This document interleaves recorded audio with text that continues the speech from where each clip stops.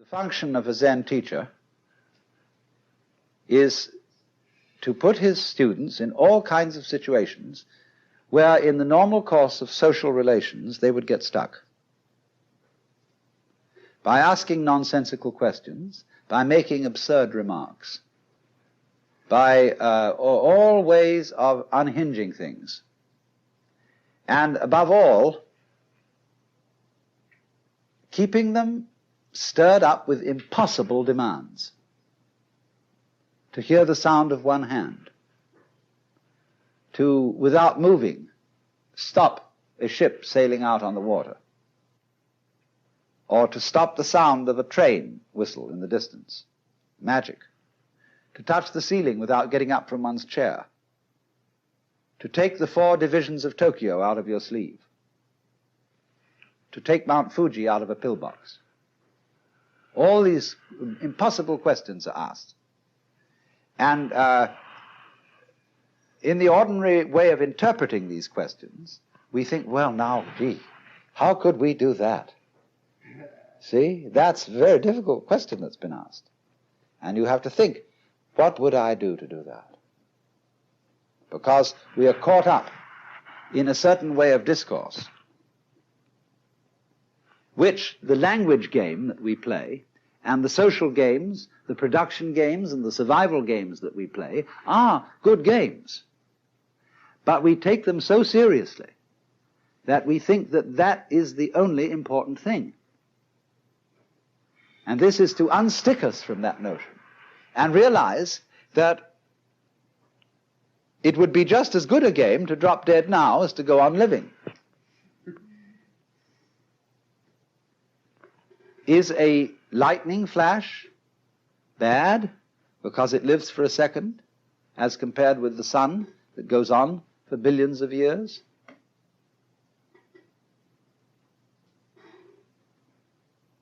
You can't make that sort of comparison, because a world of lightning goes also with a world where there's a sun, and vice versa. So long-lived creatures and short-lived creatures go together. That's the meaning of that saying. Flowering branches grow naturally, some short, some long. So this then is a scene in a Zen community where spontaneous behavior is encouraged within certain limits. And as the student becomes more and more used to it, those limits are expanded until eventually he can be trusted to go out on the street and behave like a true Zen character and get by perfectly well. You know what occasionally happens on the street when 2 people are walking down the sidewalk straight at each other, and they both decide to move to the right together, and then to the left together, and they somehow get stuck, and they can't pass each other. Zen teachers will pull just exactly that sort of stunt when going down a path and meet one of their students, to see if they can get him in a tangle, and can he escape from it.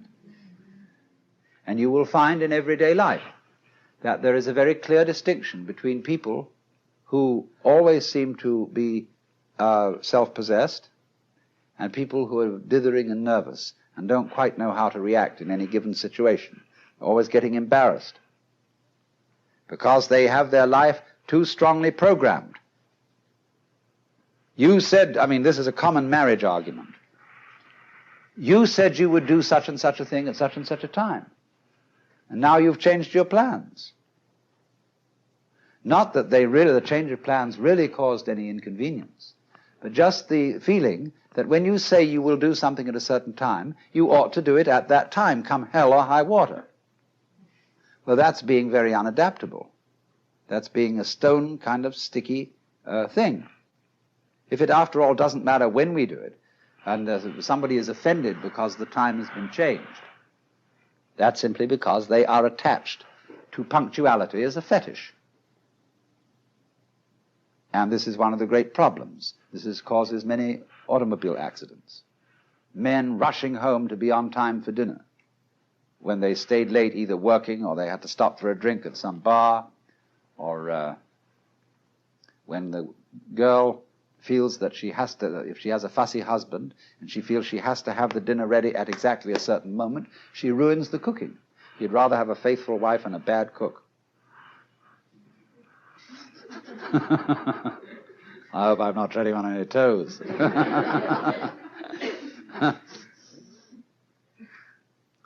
So, you see, we spend an awful lot of energy trying to make our lives fit images of what life is or should be, which they could never possibly fit. So, Zen practice is in getting rid of these images. But it's so explosive socially to do that. And it so worries people. They get vertigo, they get dizzy, they don't know which end is up. And this happens, you know, if you've ever been in one of those blab sessions, where they call them tea groups, I think, or something like that, where the people gather together without any clear idea of what this gathering's about. They know it's somehow self-exploration, but just how do you begin on that? And so somebody starts to push his idea, and then somebody else says, well, why are you trying to push your idea on us? And then they all get into an argument about the argument. And the most amazing confusions come about, but sometimes they all see what idiots they're being, and then they learn to live together in a really open and spontaneous way. There was a very interesting dinner party once where a Zen master was present, and there was a geisha girl who served so beautifully and had such style that he suspected she must have some Zen training. And after a while, when she paused to fill his sake cup, he bowed to her and said, I'd like to give you a present. And she said, I would be most honored. And he took the iron chopsticks that are used for the hibachi, the charcoal brazier, moving the charcoal around. He picked up a piece of red-hot charcoal and gave it to her. Well, she had very long sleeves on her kimono. She whirled the sleeves round her hands and took the hot charcoal, withdrew to the kitchen, dumped it, and changed her kimono because it was burnt through. Then she came back into the room, and after a suitable interval, she stopped before the Zen master and bowed to him and said, I would like to give you, sir, a present. And he said, I would be very much honored. Of course, he was wearing a kimono, something like this. And so she picked up a piece of coal and offered it to him. He immediately produced a cigarette and said, thank you, that's just what I needed.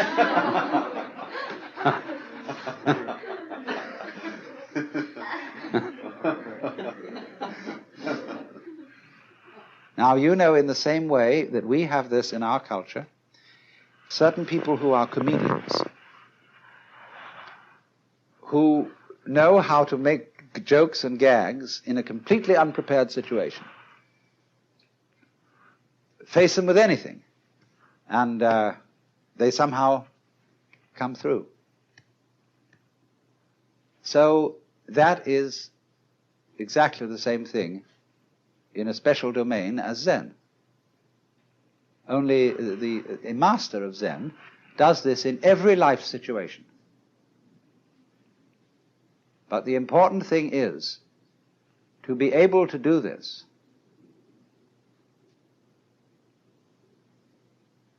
This is the secret. You must remember, you can't make a mistake. Now, that's a very difficult thing to do. Because from childhood up, we have had to conform to a certain social game. And if you're going to conform to this game, you can make mistakes or not make mistakes. And so this thing has gone into us all the time. You must do the right thing. There's certain conduct appropriate here, there's certain conduct appropriate there. And that sticks in us and gives us a double self all our lives long because we never grow up. Do you realize that the whole of life plays a game, which is a childhood game, There are three kinds of people: top people, middle people, and bottom people. And there can't be any middle people unless there are bottom people and top people. There can't be any top people unless there are middle and bottom people. And so it goes. And everybody's trying to be in a top set. Well, if they're going to be there, there's got to be someone in a bottom set. And the people who do the right thing and the people who do the wrong thing. Here in Sausalito, we have this very, very plainly. There are the right people, the nice people who live up on the hill. Then there are the nasty people who live down here on the waterfront, and they grow beards, and they wear blue jeans, and they smoke marijuana, and whereas the other people on the top of the hill drive Cadillacs and have wall-to-wall carpeting and nicely mowed lawns, and their particular kind of poison is alcohol. Now, the people who live on the top of the hill know that they're nice people. But they wouldn't know they were nice people unless they had some nasty people to compare themselves with. Every in-group requires an out-group. Whereas the nasty people think they are the real far-out people, whereas those people, those hillbillies, are squares. And they wouldn't be able to feel far out unless there were squares. See? These things simply go together. But when that is not seen, we play the games of getting on top of things all the time. And so we're in a constant state of competition as to, if it's not I'm stronger than you, it's I'm wiser than you, I'm more loving than you, I'm more tolerant than you, I'm more sophisticated than you. It doesn't matter what it is, but this constant competition is going on.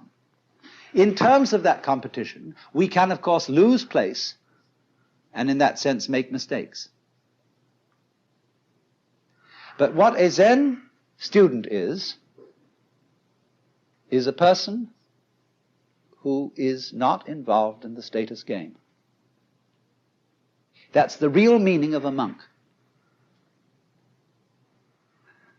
He is not keeping up with the Joneses, and to be a master, he must get to the point where he's not trying to be a master.